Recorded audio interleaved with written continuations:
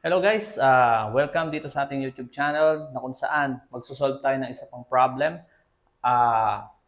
sa topic na DC machine o DC generator. Now dito sa ating problem solving na to, i-solve agad natin to ng very simple way. Hindi pa natin ipapakita yung derivation ng mga formula.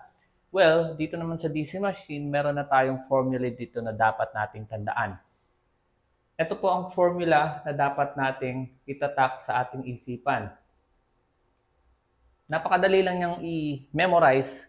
Ako, ginamitan ko lang siya ng technique na nag-iisip ako ng mga wording sa kanya. Let's say for example dito, E is equal to Pizon. Pizon. Ako lang nakakaintindi kung ano yon, pero alam ko kung paano siya gamitin.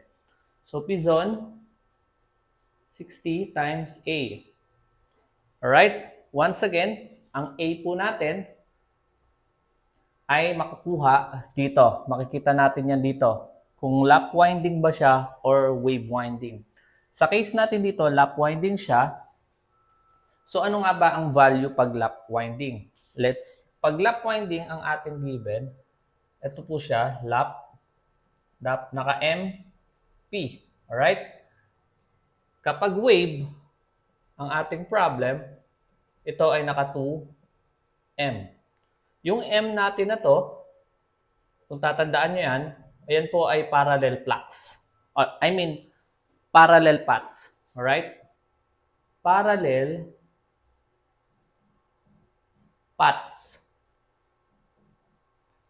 Number of parallel paths. Alright? So, since duplex to, binigay nyo sa atin na duplex, ibig sabihin, ang M natin, yung M natin is equal to 2. Okay? Nakukuha ba natin? Alright, ngayon, sulat natin yung mga given. Ito po yung ating given. Alright? Ito yung given natin. Dito natin lagay. Given.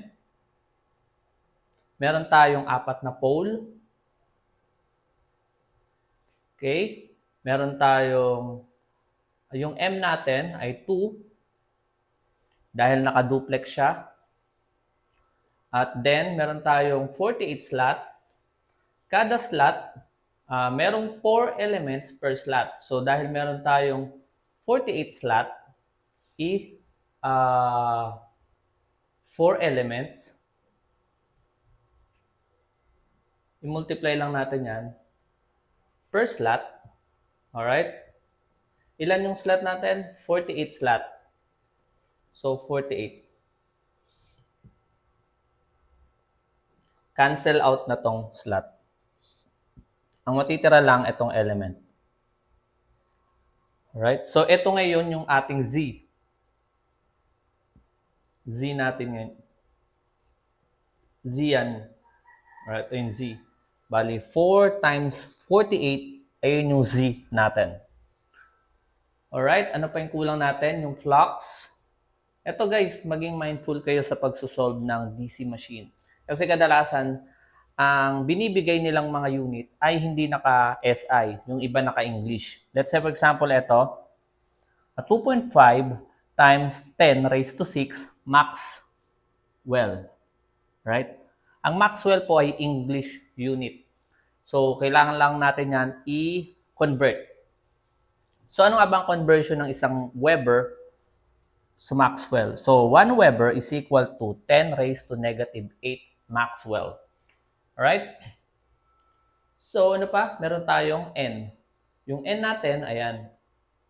Right? Sorry, hindi na kasya. Maliit ang ating whiteboard.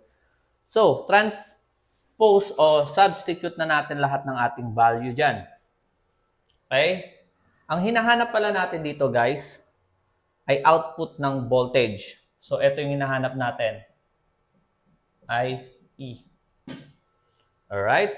So, sulat natin dito, E is equal to yung P. Nasaan yung P natin? Ito, 4. P. 4. Yung Z natin ay ito, 4 times 48. 4 times 48. Yung flux natin, burahin na natin to. Okay.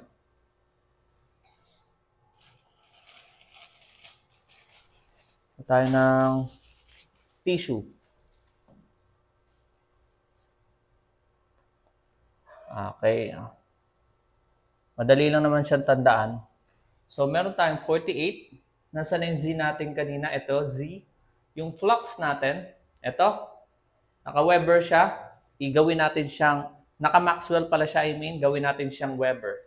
So, ang ating given ay ito.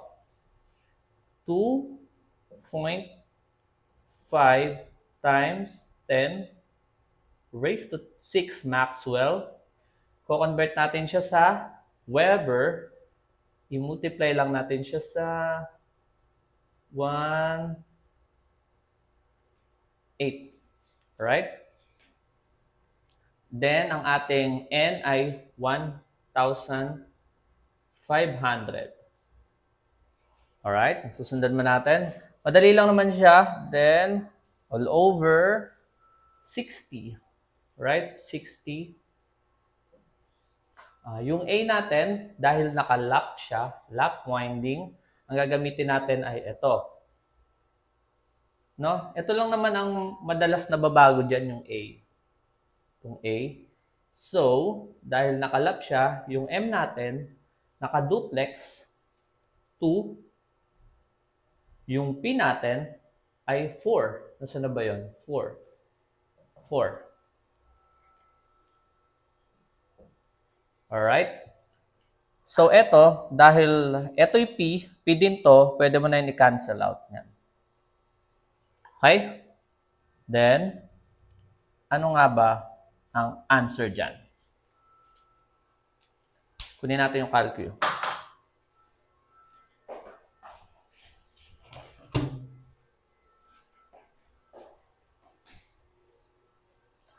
Okay, sabayan nyo ako guys.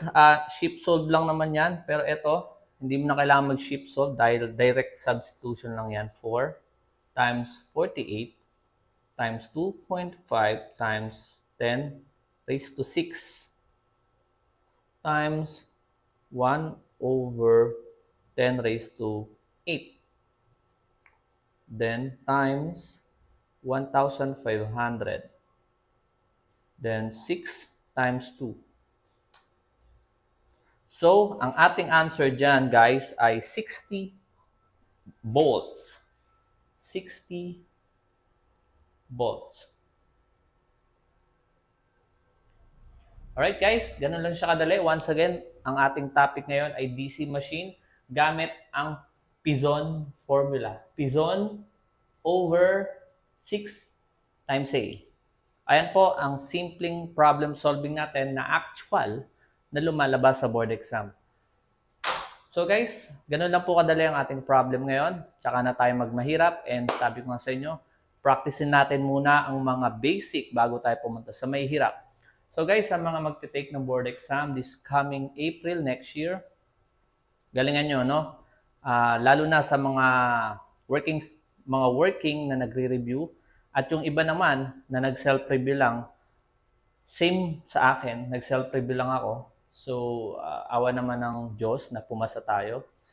So, gamit lang tong mga techniques na inaral ko, pwede nyo namang sundan para pumasa tayo sa board exam. Lahat naman tayo gusto natin pumasa. So, yun lang.